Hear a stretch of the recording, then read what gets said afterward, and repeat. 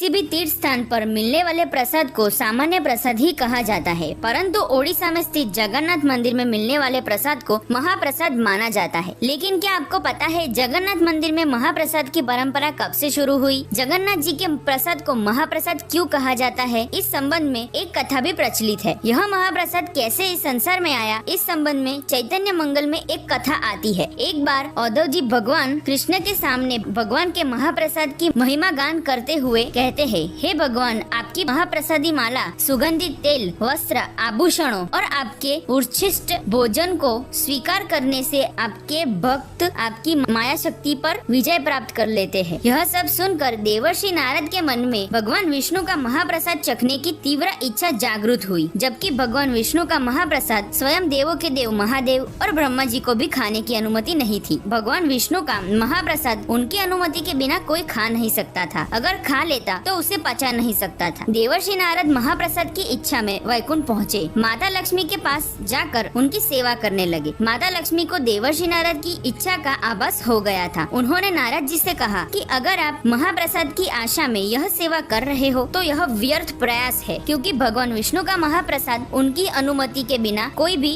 खा नहीं सकता है। पर देवर्षि नारद ने माता लक्ष्मी से कहा, नहीं माता, मुझे तो केवल आपकी सेवा करके आनंद की अनुभूति होती है, इसीलिए आपकी सेवा कर रहा हूँ। ऐसे ही देवर्षि नारद ने महाप्रसाद की आशा में 12 वर्ष तक माता लक्ष्मी की सेवा की। नारद जी की सेवा से प्रसन्न होकर माता लक्ष्मी ने नारद जी से मनचाहा वर मांगने को कहा। तब देवर्षि नारद ने कहा कि आप पहले मुझे वचन दीजिए कि आप मेरी इच्छा अवश्य पूर्ण करेगी। माता लक्ष्मी ने कहा, मैं वचन देती हूँ कि मैं तुम्हें निराश नहीं करूँगी, जो भी मांगना है मांगो। देवर्षि नारद बोले, माता, अनंत काल से मेरे मन में इस बात को लेकर पीड़ा है कि मैंने आज तक कभी भी भगवान विष्णु का महाप्रसाद का आस्वाद नहीं किया है, तो कृपया मेरी यह अभिलाषा पूरी कर दीजिए। यह सुनकर माता लक्ष्मी दुविधा में पड़ गई और बोली, मेरे स्वामी ने कठोर निर्देश दिया है कि उनका महाप्रसाद किसी और को ना दिया जाए और मैं उनकी आज्ञा का उल्लंघन कैसे कर सकती हूँ, परंतु तुम्हारे लिए मैं अवश्य कुछ व्यवस्था करूँगी। कल सवेरे तुम महाप्रसाद के समय आ जाना। कुछ समय पश्चात माता लक्ष्मी ने भगवान विष्णु से बात की कि कैसे उन्होंने भूलवश देवर्षि नारद को उनका महाप्रसाद देने का वचन दे दिया है। यह सुनकर विष्णु भगवान बोले कि यह उचित नहीं हुआ है, पर अब क्या कर सकते हैं? तुम देवर्षि नारद को मेरी अनुपस्थिति में मेरा महाप्रसाद दे देना। भगवान विष्णु का महाप्रसाद प्राप्त करके नारद जी के हर्ष की तो कोई सीमा ही न रही। उनका शरीर रोमांचित हो उठा, परम आनंद के महासागर में डूब गए। हरि नाम का जोर जोर से उच्चारण करने लगे। महाप्रसाद खाने के बाद थाली में थोड़ा सा प्रसाद अभी भी बचा हुआ था, वो भी वह अपने साथ ले गए। वह आनंद में कीर्तन करते हुए कैलाश पर्वत पहुंच गए। देवर्षि नारद को प्रसन्न देख महादेव ने पूछा कि तुम इतने प्रसन्न किस बात से हो? तब नारद जी ने महादेव से कहा कि भगवान विष्णु का महाप्रसाद पाकर मैं ऐसे भाव आवेश की अनुभूति कर रहा हूँ कि मैं खुद को भगवान हरि का नाम कीर्तन करते हुए रोक ही नहीं पा रहा। यह सुन महादेव बोले कि तुमने ऐसे दुर्लभ महाप्रसाद का